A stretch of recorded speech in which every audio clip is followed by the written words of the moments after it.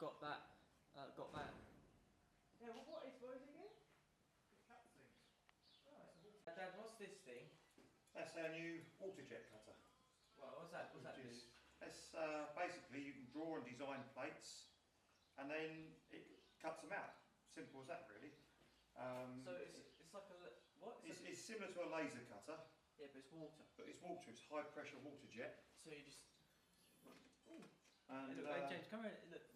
It works with a grit, which is put into the or mixed in with the water. Yeah. And what, then like gravel. Yeah, like if you.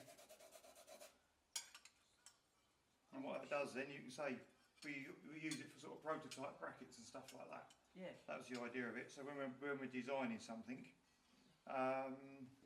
we can try and bracket out, cut it out, and do it on here.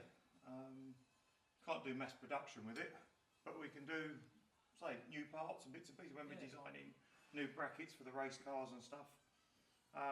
And that was something we drew up the other day. We needed a spanner because we had a water pipe leaking in the back of the machine. Oh, right. And we needed a spanner to fit it, so we made one. Yeah. So that was the beauty of it. So, and that's what it's all for. Nice, cool.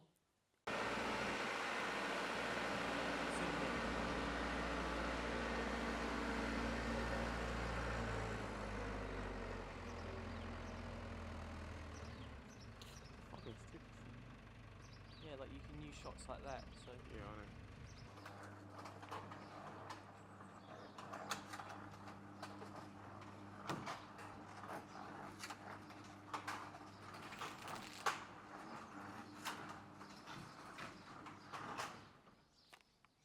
Recording, 3, 2, 1, action. Yeah, so this is the sort of workshop. Used to be when I was a kid, you know, I'd stay here till about 11 at night every Friday. Mark writes club classics would be on, all the 70s and 80s music, and yeah, it was just me, my dad, his mechanic, and my sister, and you know, we'd just be here every Friday.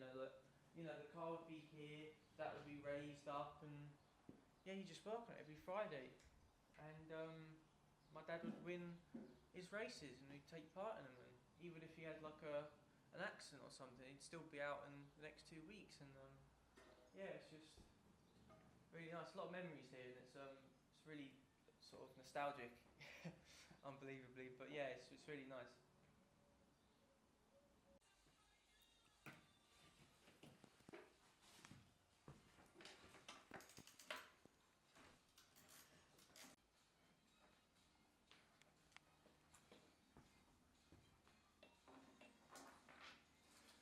Recording. Yeah.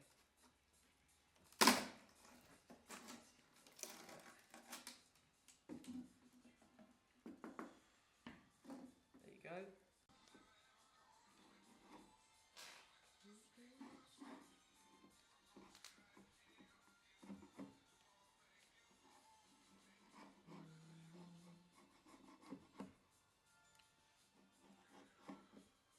Yeah, this is going to take a long time, James. So if you... I mean, you don't need to worry about me, yeah, it's fine. Okay, cool. And we can talk, it's gonna be silence. Oh yeah, yeah. Oh, we actually can, yeah. Don't look at camera, it's fine. That's actually gonna be good. It shows the sun working. That's what it does.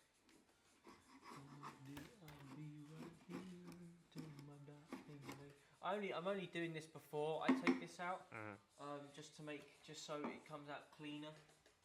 Obviously, I haven't been here for 3 weeks, and they don't normally do this.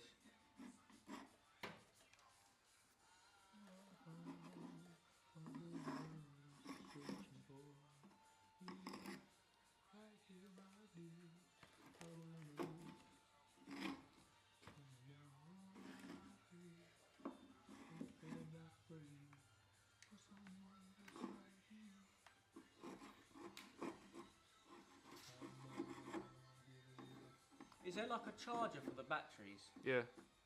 Right. Okay. Cool. Because I want to know how like how so long basically, we can use every day. Yeah. Yeah. Okay. That's. What's that one now?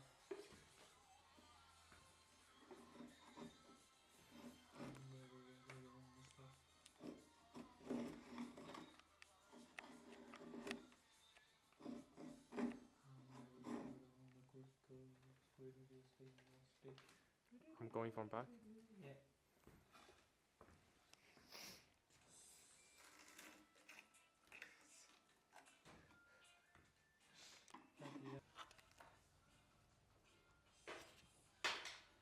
Here we go, James. I'm going to do this last one. I mean, yes.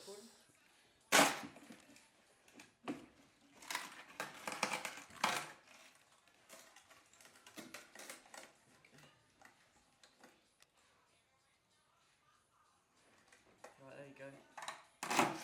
Oh.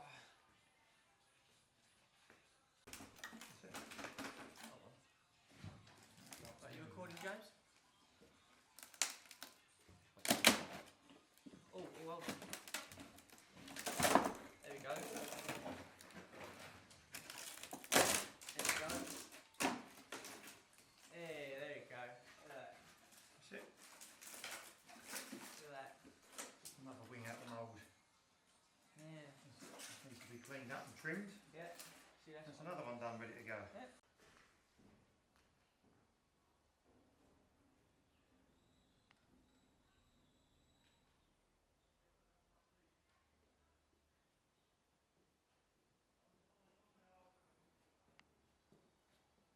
This is the new car that we're doing. We do all of this sort of stuff all the time. It's quite good, isn't it? I mean, I don't do it myself personally, but yeah, we do this all the time. Pan up. Yeah, just pan up to that.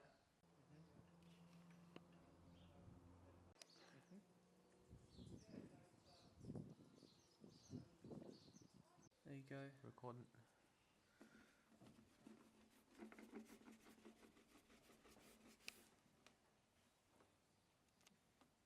And just doing that.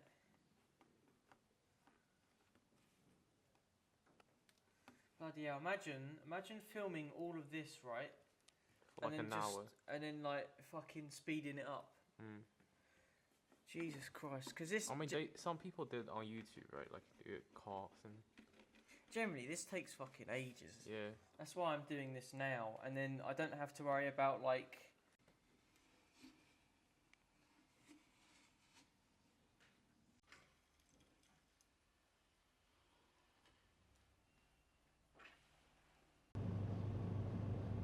Yeah, that's fine.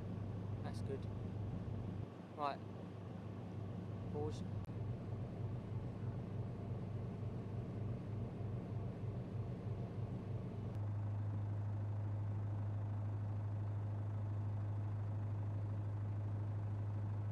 Three, two, one, action.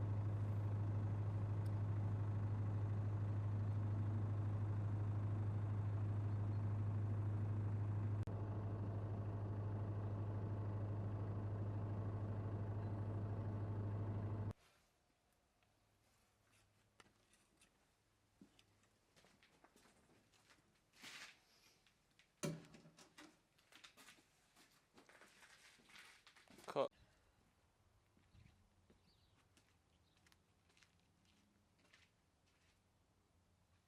Yeah, good. Recording. Are you recording? Yeah, recording it. 3, 2, 1. So Dad, we're going to ask you a few questions. Yeah. About not just the business, but sort of life. Yeah. So obviously this is life going in to... general. Yeah, so this is going to be quite long.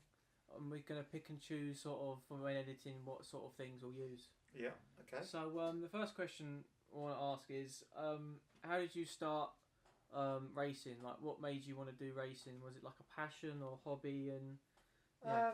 It was just I started on motorbikes when I first started when I was 17, and a friend of mine, Steve, was racing big Formula One motorbikes, and he said, "Come along and have a go." So we bought a motorbike, and I went motorbike racing on the circuits. Yeah, that's how it started, and then it just sort of progressed from there. Really, the cars. I never really thought I would get into cars to start with. Yeah. And then we did. We got into the oval racing and moved forward from there. We started in banger racing. We done Group A hot rod racing. And then we moved into national hot rods. And now we're doing circuit racing. Nice, okay. Cool. I'm just going to pause this here. Yep. Okay. Okay, so we're gonna start over. I'm gonna say the exact same thing what I just did. It doesn't matter if you want to say the exact same thing or whatever. Yeah. Just cool. So, Dad, we're gonna ask you a few questions about the business and your life, and we're gonna pick and choose sort of which ones are interesting. Yeah. Okay.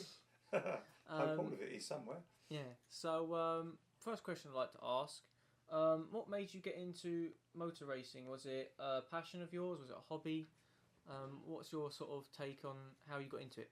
I got into it through a friend of mine, Steve, used to race a Formula One motorbike, and he said to me, "Come along and have a go."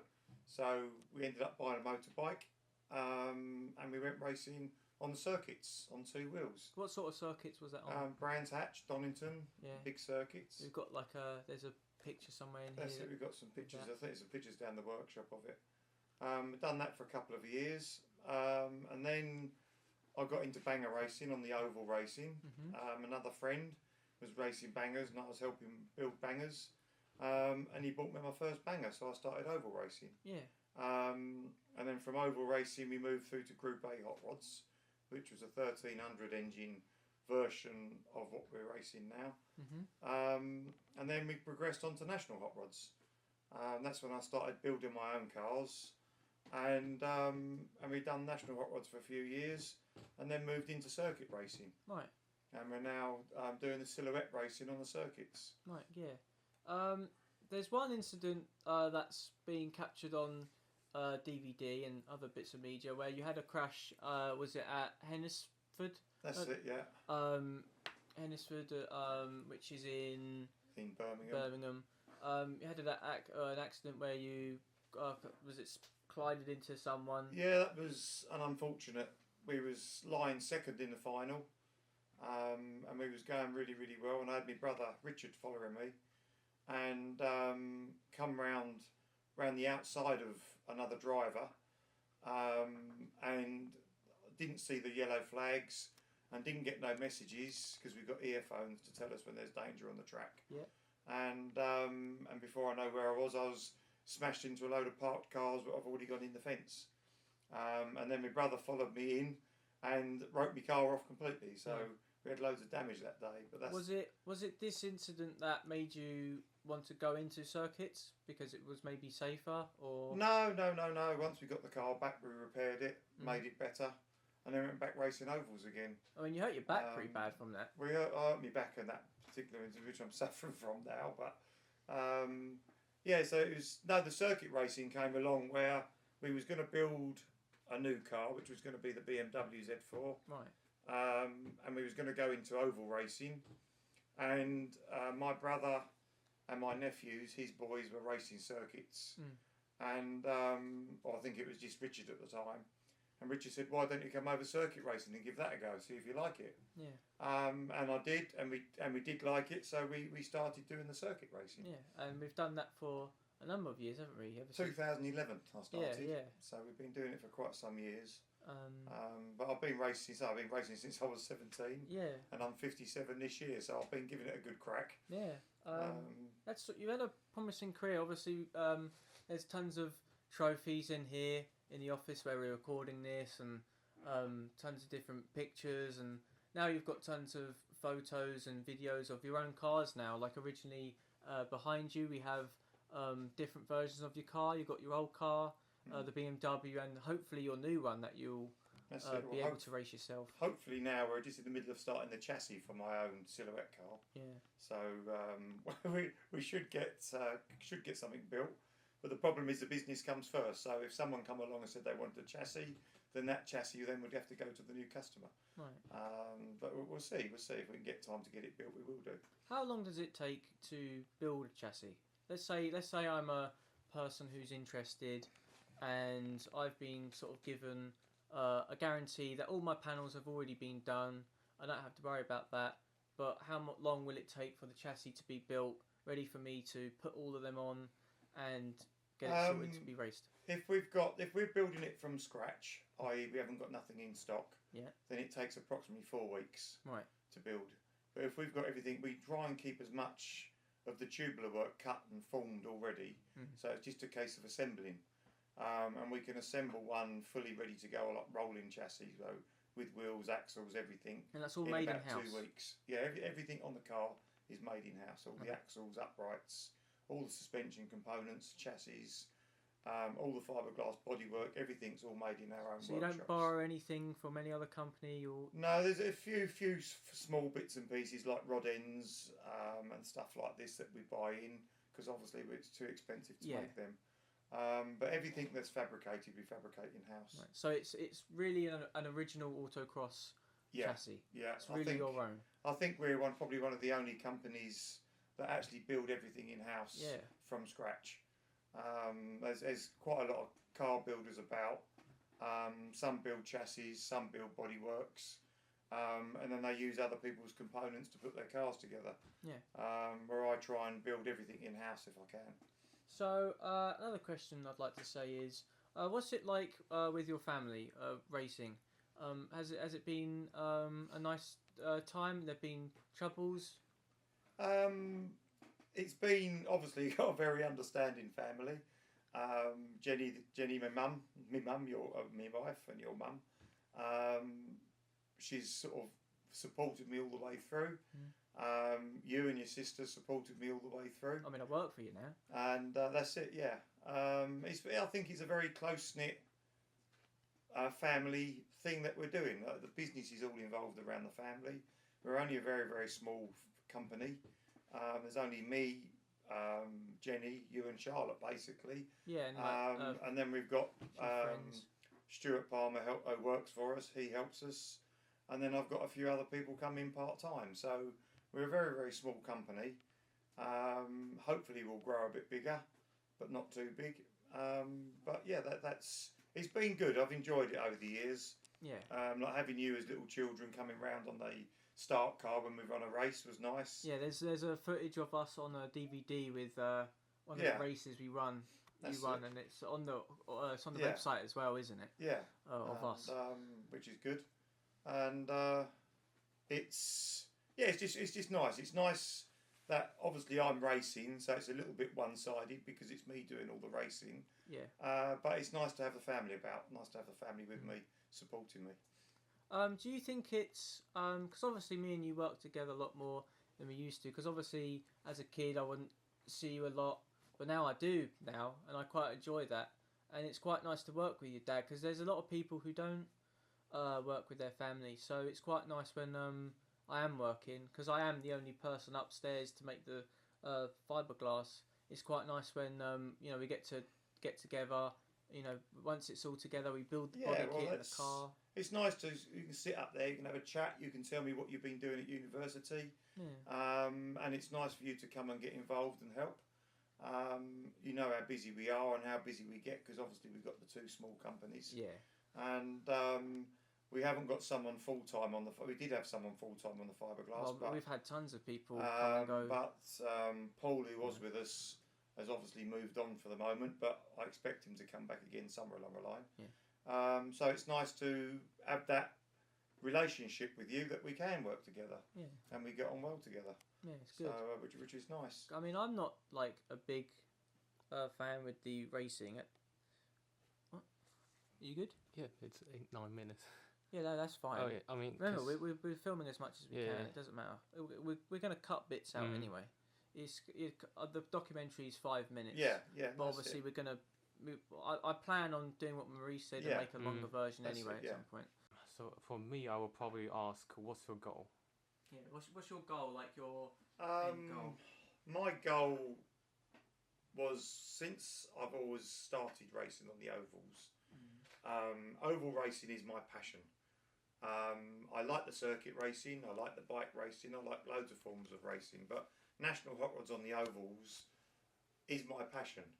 And I've always wanted, right from when I first started racing nationals, I've always built my own chassis for myself, because I've never had the budget to go and buy chassis and bits and pieces. So I used to buy a body kit from someone like the old AutoXross, or someone from Boss Panels, or Brian Laram at the time, and then build my own chassis, fit the body kit on, and build all my own bits to build the car.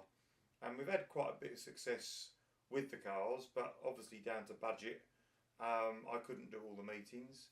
But my main goal is to build a national hot rod from scratch, my own design, everything built in-house, and have one of the top drivers in the world final with it. Well, we're near enough there now. We've had over the past. When was the first car made? It must have been 2000. It was just before the COVID started. 2020. Yeah. What are we on now? 22. Yeah, early 20. Yeah, early 20. And so this must have been February, March time. I can't know. Was it 2019? No. How long were we were making the. We were in lockdown in 2020. I know we debuted the car at Hennesford in July. It left the workshop here on the Thursday night. Went into Ricky Hunn's coach, and that went up to Hennesford, and we met him up there.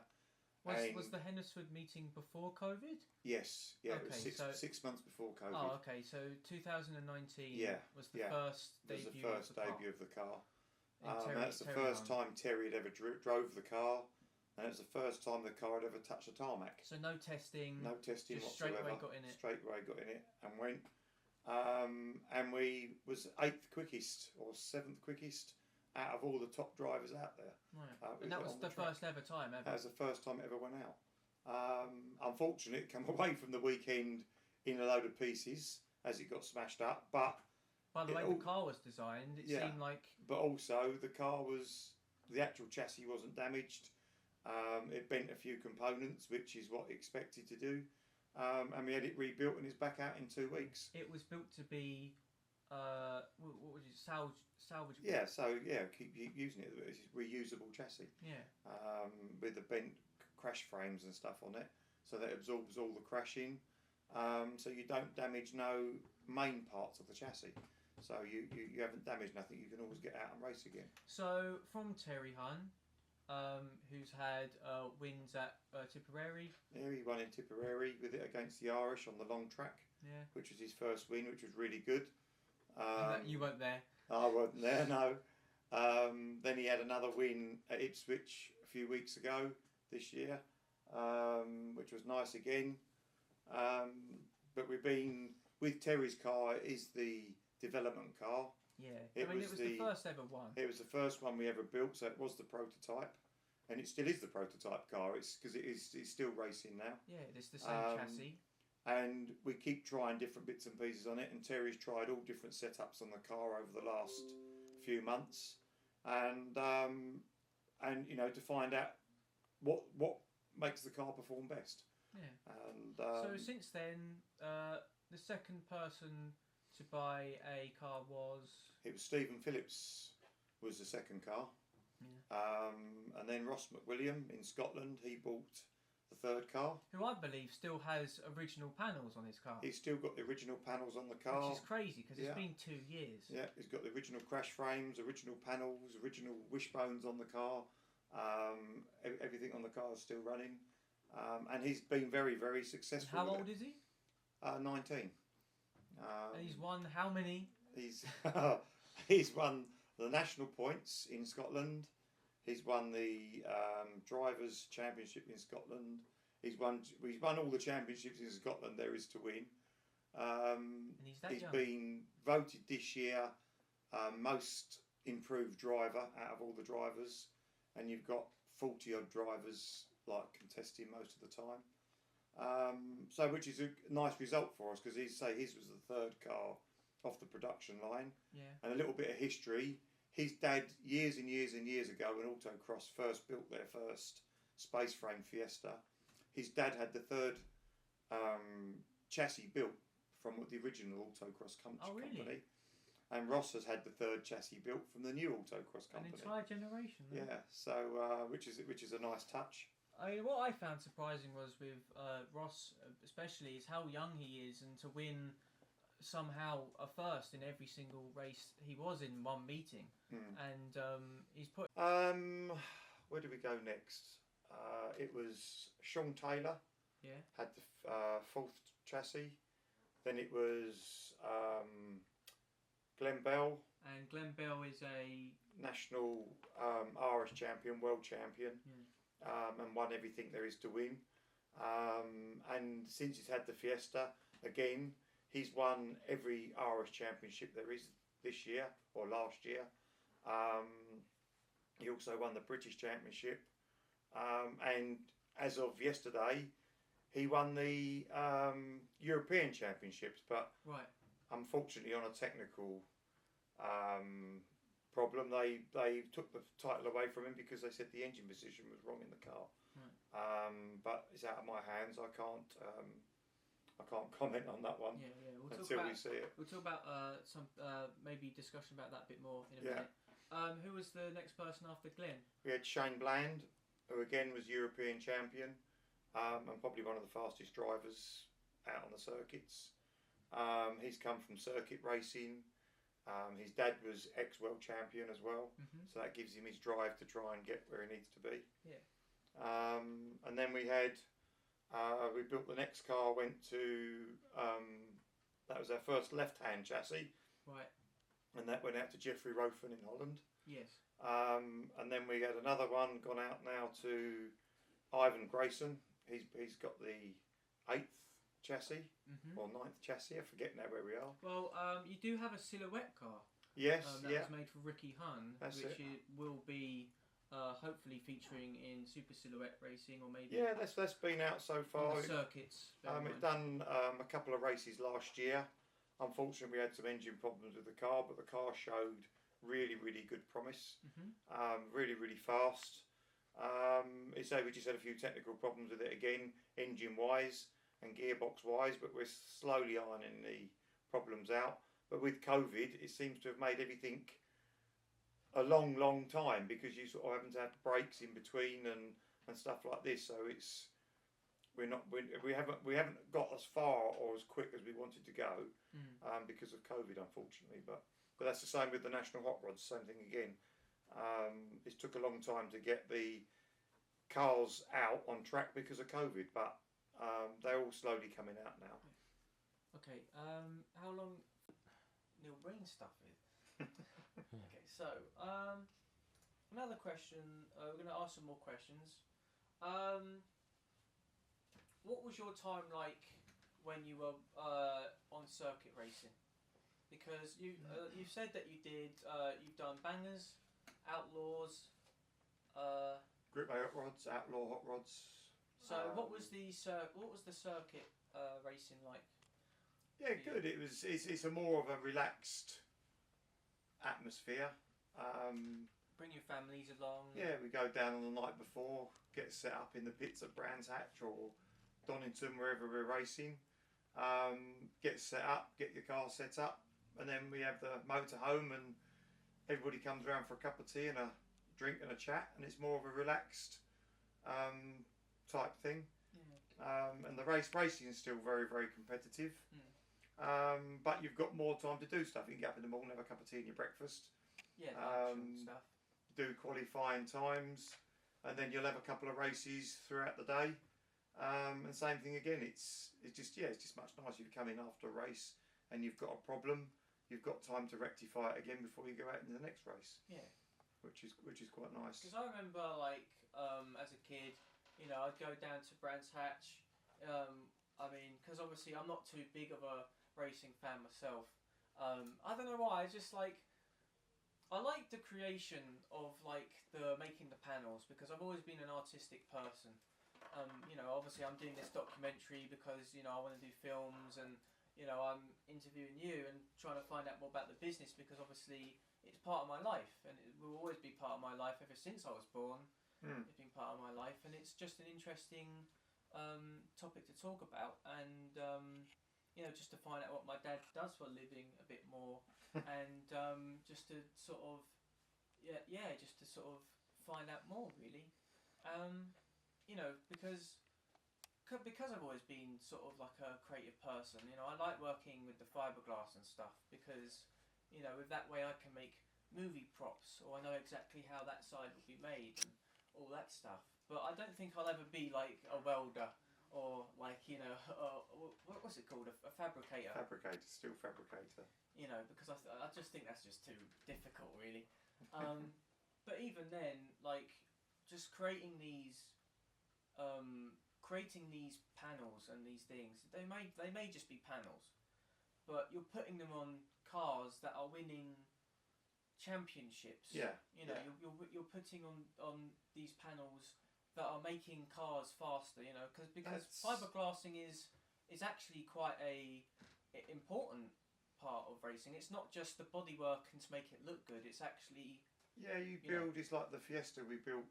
Like the idea when I designed the Fiesta is to make it as aerodynamic as possible. Right, and that's to make it faster. To make it faster, to give more downforce, so it can go through the corner faster.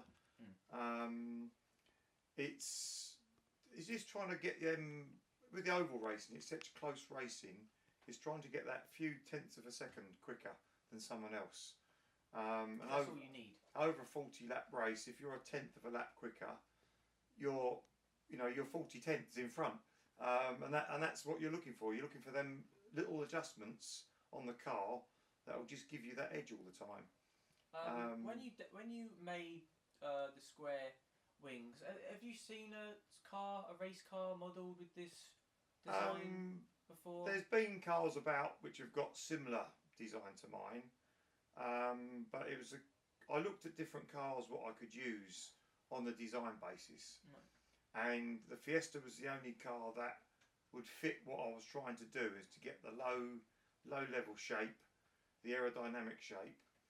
And then Ford's WRC rally car had the square arches on the front and then rounder arches on the back.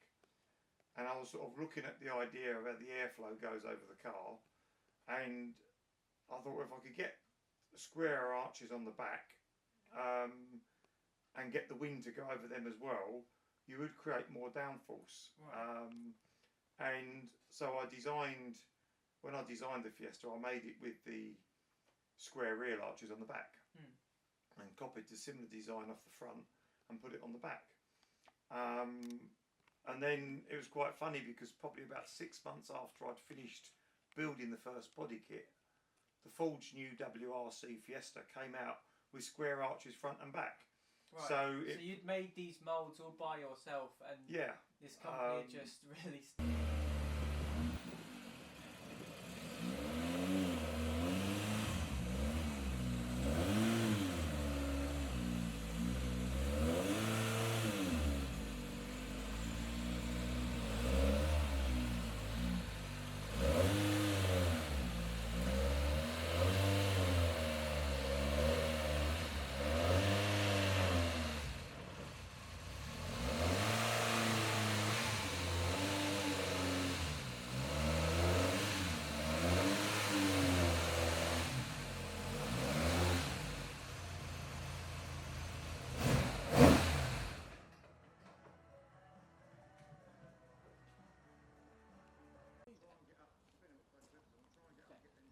We don't really need to use the JCB.